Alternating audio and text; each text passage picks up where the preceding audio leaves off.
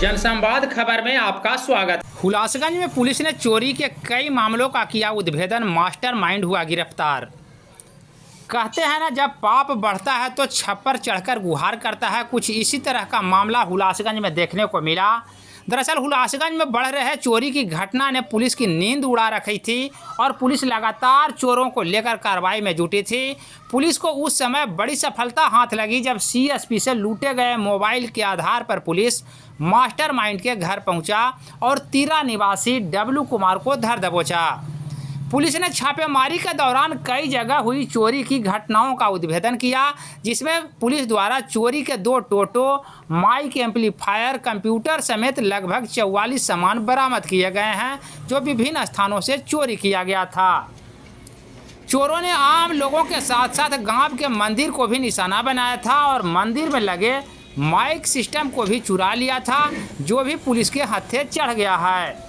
इस संदर्भ में एसडीपीओ संजीव कुमार ने क्या कुछ बताया, आइए सुनते हैं।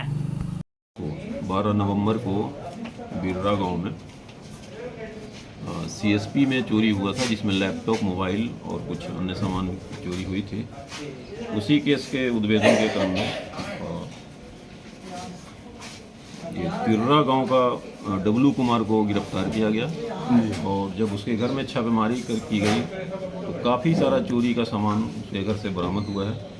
और बरामद सामान में लैपटॉप है एचपी कंपनी का और मोबाइल है जियो कंपनी का, काफ़ी सारा सिक्का है और सैमसंग कंपनी का कंप्यूटर का वो मॉनिटर है और बहुत सारा चीज़ है, जैसे आहूजा कंपनी का एक लाउड स्पीकर है, डीजे लाइट है पुराना 6 पीस, सोल्डर मशीन है, प्रिंटर है एक एचपी कंपनी का और बेल्ट्रॉन कंपनी का साउंड बॉक्स है, छोटा कूलर है और आहूजा कंपनी का एम्पलीफायर है।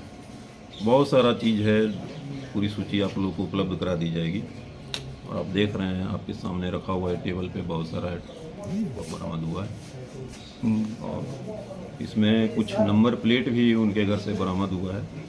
उस नंबर प्लेट का जब सत्यापन किया गया तो पाया गया कि वह गाड़ी भी चोरी की गई है। कुछ इस्लामपुर से, कुछ हुलासगंज से और कुछ पटना की गाड़ी भी चोरी हुई।